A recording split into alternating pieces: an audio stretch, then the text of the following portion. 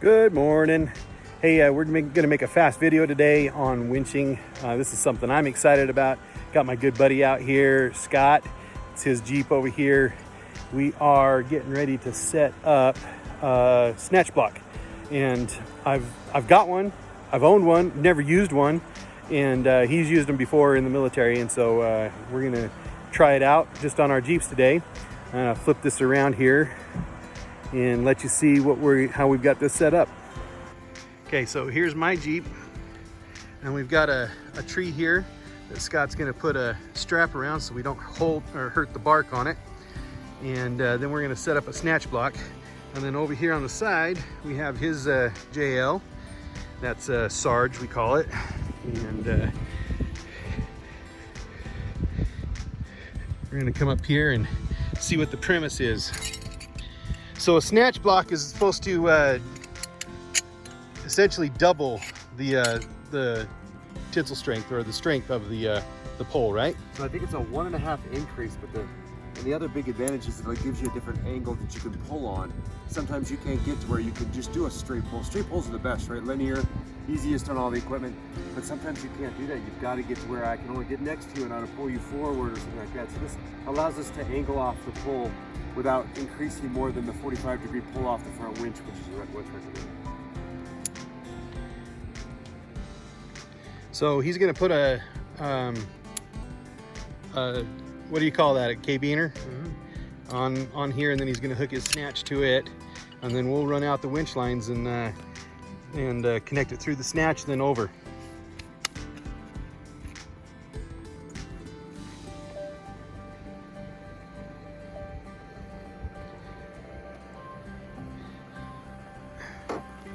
Okay, so everybody knows what both of us are running are the new Harbor Freight Badlands.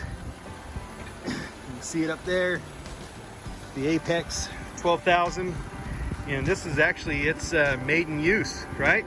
First time. And both of us have just installed these. I took a Smitty built one that I had that was a 9,500 pound and replaced it. Well, actually my son replaced it for me because he wanted it, so he took it. So it ended up that I got a new one. So we're gonna put it into a spool, free spool, and then Scott will run it out.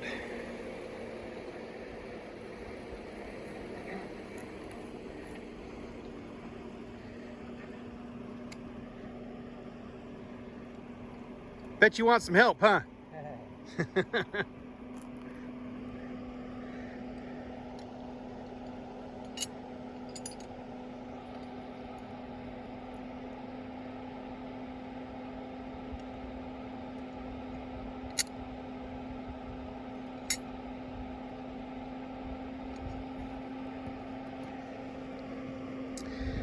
Okay, so we have a synthetic line that we're running, and we've tried to keep away from any abrasions. We're doing this just as a test.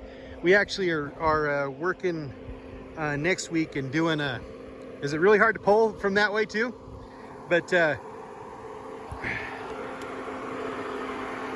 want to hook to my D? Whatever you think. Yeah, hook to the D. But we're actually working and helping out the winter 4x4 Jamboree here in Sand Hollow, or Hurricane, Utah, this next week, and we are leading a couple of trails, and so we wanted to kind of just double test how some of these winches are working, making sure they're working properly, and also some of our skills with the snatch block, because I've never done it, before we actually go out and help people out on the trail, and make sure we know what we're doing if there ever is an accident or we have to end up winching somebody out. Especially the winter Jamboree, we never know what the weather's going to be like. Right now it looks like the weather's going to be awesome, but we just want to double check and make sure we're good. So the cool thing with this winch, we have it as a wireless, and so Scott's got his wireless. You turn it on the switch, and then you hold down the button there for 3 seconds, flashes, and it should be, oh, let me go put it in neutral. It should be good to go. Okay, so we have it in free spool. I'm standing far away, Scott's standing far away, and you can see that he is now pulling my Jeep. Now, I'm not stuck or anything, so it's just a free pull that he's doing. Again, this is just to make sure that we understand the concepts and see how it's going to work. But He's easily pulling it. Easily pulling it. We're gonna try another situation here in a second. All right.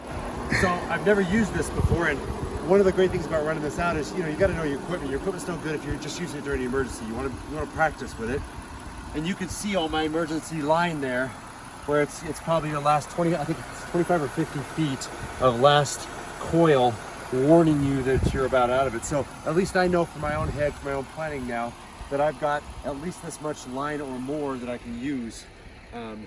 The wireless remote's got a little bit of a pause in it. That's something else you want to know, is that you hit it, you want to wait for a second. It runs for about a half a second more after you let go of it. But you know, this is great. I love playing with the equipment before you got to use it for real. Cool. So the other thing I like about the remote, where you don't have to have the wire to it, is you can easily sit in one of your vehicles, or you can stand a little ways away too. And look at that, it's magnetic. So easy to put it into place. Cool. Okay, are we going to try anything else? Yeah, I'm going to just take mine. You're going to do the same thing. Okay, looks like I'm going to do it. All right, so we're just winching his in. He's been watching how it's been re-spooling, and I've been putting a little bit of tension on it.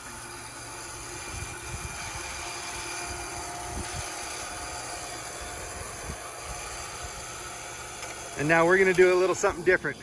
We're actually going to take mine, and we're going to go over to the snatch. We're going to go over here to the snatch block, and then go back, so as if I was winching myself out of trouble, and just using the snatch block to in essence give us 1.5 times the pull strength. So at 12,000 pounds plus whatever that's going to be. But you also got to think of what the how long of you're pulling the winch out, because the further that you pull out, also there's less strength that you actually have. So we'll get working on that. Okay, so now I've just pulled my line. Scott's gonna help me pull it back here, and we're gonna hook it up to the D-ring.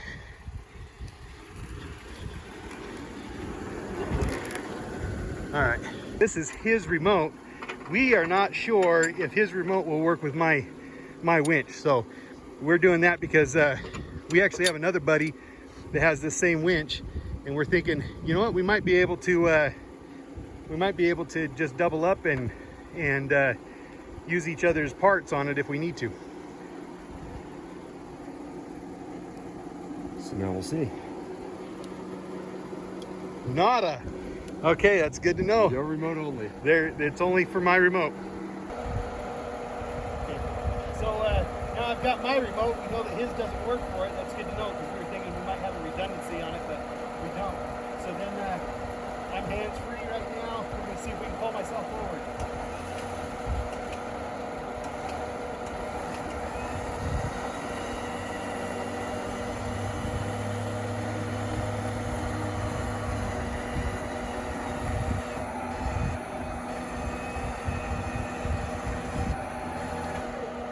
I'm unstuck. So okay, we've tested it out. We're good. This is you can see we're kind of about ready to wrap it up, but Scott also had another point. I mean, you don't necessarily have to have the tree here. What were you saying? Yeah, so let's say that tree for a second is a Jeep that needs to be pulled out. We take Scout, we put the emergency brakes on, we lock it down in park. We do this with one Jeep, maybe we do this with a second Jeep, so we're on the 2 D-rings on the back bumper. This is the way with 2 snatch blocks that you pull your buddy out. You know, if he was nose deep into a hole, it's the same way. We're giving about 150% of your pull power here. You times that by 2 Jeeps. I mean, you can pull a Jeep out of just about anything that way. As long as the bumper holds on, you can yank on it. So snatch blocks are super handy. They definitely multiply not only your pulling force, but your ability to handle different situations. Cool. Well, I think we've tested it out. I think we're happy with what we're doing. We've got a little bit of a trail to do. We're here in Southern Utah getting ready. We're actually running one of our trails called the Honeymoon, and we're getting ready to lead that trail here next week. Hopefully we'll see you then. Thanks.